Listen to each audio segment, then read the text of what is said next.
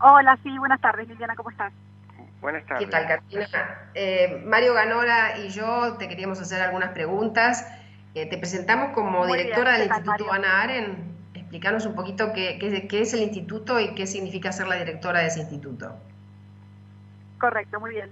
Bueno, el Instituto Hannah Arendt lo fundó Elisa Carrió hace ya más de 10 años como un espacio de reflexión y de elaboración de ideas, como su propio think tank, digamos, para poder reflexionar sobre algunos temas fundamentales, ¿no?, del quehacer de la política argentina, pero de una forma, digamos, con más profundidad en aspectos de filosofía, de cultura general, de literatura, y así ofrecemos cursos de estas áreas y, y también formación para dirigentes y para la ciudadanía en general.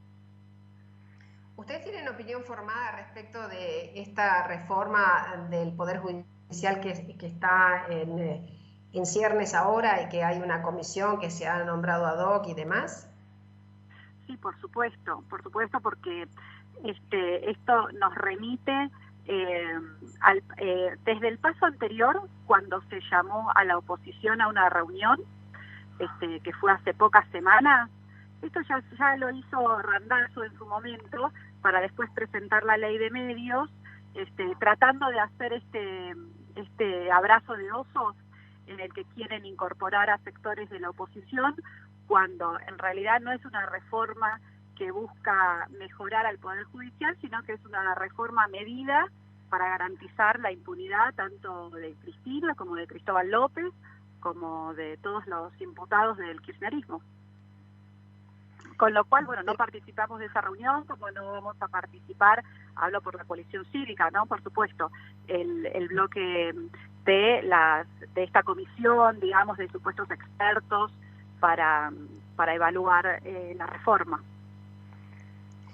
Bien, en principio es esta reforma la que ustedes no aceptan o este modo de hacer la reforma. Bueno, digamos, la crisis que está atravesando la justicia tiene que ver con una crisis de legitimidad, pero que no es solo para la justicia, tiene que ver con el resto de los poderes también. Eh, Así que si bien hacen falta jueces, si bien entendemos que hay muchos problemas, la verdad que es evidente que este no es el modo de darle mayor legitimidad, no sería, por lo menos no sería esa la forma de otorgarle más legitimidad, sino todo lo contrario. La gente mismo, la ciudadanía, estas suspicacias, por supuesto que la advierte. Sí, en principio veníamos conversando con el doctor Ganora que todos los que trabajamos en el campo del derecho vemos que el Poder Judicial necesita algunos ajustes, pero que está bastante lejos de el nombramiento de jueces, sino más bien de modificar estructuras y hacerlas mucho más ágiles para poder lograr una justicia que llegue más rápido a la gente. En Absolutamente, esto, en esto ustedes absolutamente. De estarían, hecho, sí. si se los convocara para una reforma en este sentido, sí, colaborarían. Bueno, es que además hay que ver en dónde se discute, ¿no? Digamos, la representación de la ciudadanía está en el Congreso de la Nación, y la división de poderes es fundamental también.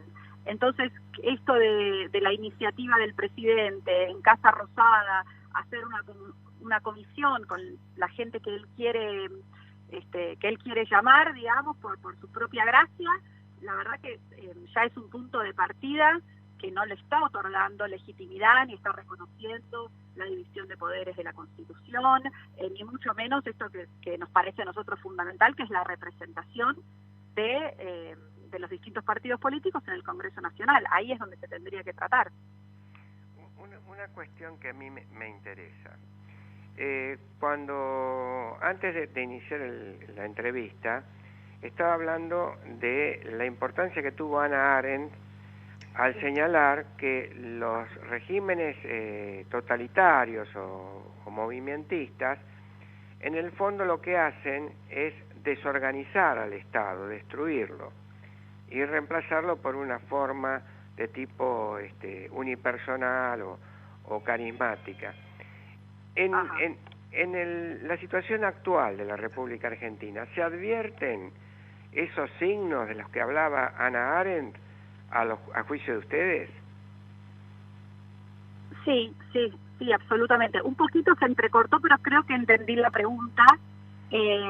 La comparación me parece pertinente, si bien las comparaciones a veces, nos llevan a, digamos, a eliminar los matices, pero bueno, absolutamente que uno siente que resuena mucho de la teoría de Hannah Arendt, desde los orígenes del totalitarismo en adelante. Digamos que hay mucha tela para cortar. En el instituto hacemos muchos cursos sobre Hannah Arendt, porque es una figura que en la Argentina no es tan conocida, y es una figura que tiene muchísimos temas y ideas muy profundas y que realmente se pueden abordar para analizar la actualidad argentina.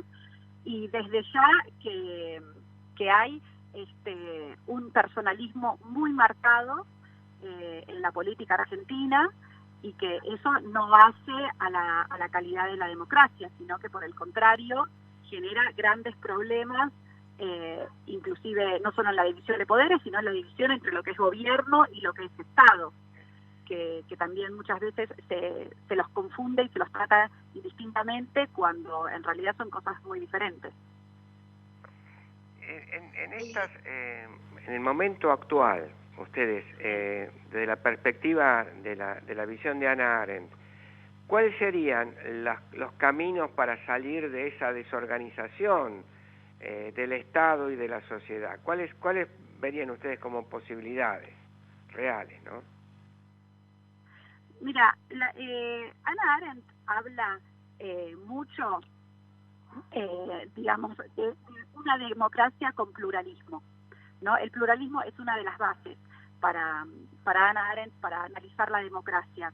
Y por eso me parece que el diálogo de las fuerzas en el Congreso es fundamental. Me parece que hay que darle mayor envergadura a el debate parlamentario, ¿no? Que hoy por hoy está en un parate, ya desde hace tiempo, digamos, pero en un parate en el que, antes decíamos que se había convertido en una escribanía, ¿no? Que solamente firmaba la propuesta venida del Ejecutivo, pero justamente porque se alimenta el personalismo y esa resolución, digamos, desde muy presidencialista, cuando lo que necesitamos es acostumbrarnos a debatir ideas y a contrastar argumentos. Y el espacio fundamental, Hannah Arendt, aparte, se basaba mucho en el pensamiento clásico, en la polis griega, ¿no? En el foro. Tenemos que retomar esa idea de diálogo y de intercambio y de enriquecernos, pero que sea algo realmente genuino, y no una trampa, porque la verdad que lo que hace el kirchnerismo prácticamente es presentarnos trampas en las que quiere que caigamos, y la verdad que la coalición cívica y Elisa Carrió permanentemente en un estado de alerta para no caer en estas supuestas reformas que tienen buenas intenciones, cuando en realidad lo que esconden es la consagración de la impunidad. Entonces, lo que ustedes están advirtiendo es una especie de política tramposa, donde se declaman determinadas finalidades muy altruistas y en la realidad se buscan ventajas inmediatas y personales, ¿no? Absolutamente.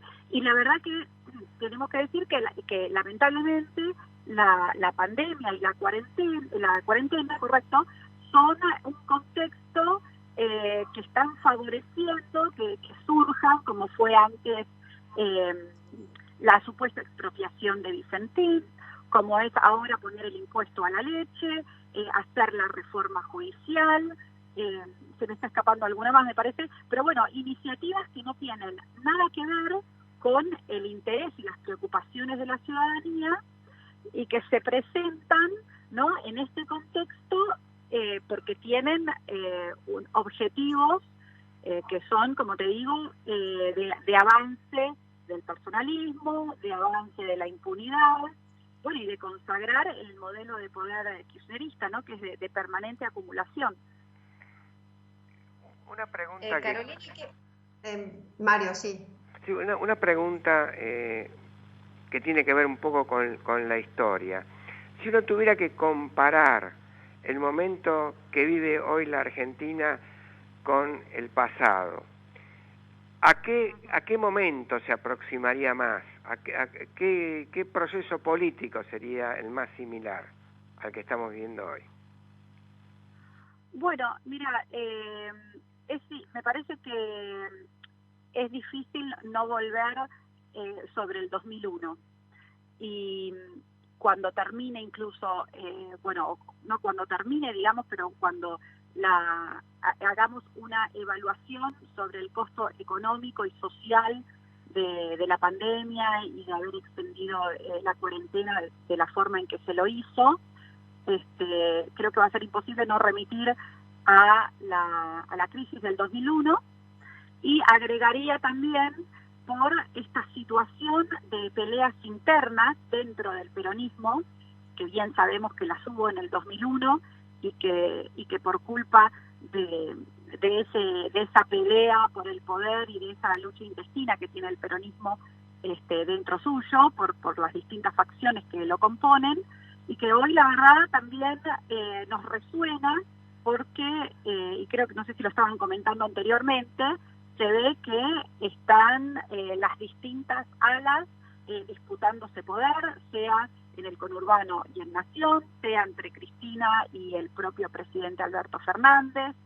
Es decir, que la ciudadanía y los partidos de la oposición también tenemos que ver cómo se agrupan cuando tienen que conservar el poder, pero que después la lucha intestina es muy feroz y por supuesto que nos afectan sus consecuencias, ¿no? En la crisis en la seguridad, en la crisis económica, en el parate también de la ciudad de Buenos Aires, cuando no está del todo claro que tengamos que mantener el mismo ritmo, digamos, de cuarentena que la provincia de Buenos Aires.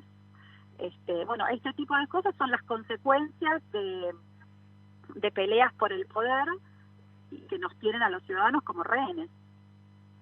Perfecto. Bueno, Carolina, muchísimas gracias. Vamos a estar en contacto contigo porque obviamente hay necesidad de análisis desapasionados para que nos encontremos soluciones a las cuestiones que se nos vienen, que van a ser seguramente muy críticas. Bueno, gracias a vos y estamos en contacto pronto. Bueno. Muy bien, muchísimas gracias por el llamado. Saludos a todos. Saludos, hasta luego. Chao, chao. Mario, obviamente hay lugares de análisis y de estudio. Creo que nos está pasando que esta crisis de las instituciones también están sufriendo los partidos políticos, porque vos fíjate que ya no tenemos los partidos políticos tradicionales que en otros países son muy sólidos, como por ejemplo en Inglaterra o en Estados Unidos, sino que nosotros tenemos una suerte así de mezcla, ¿no?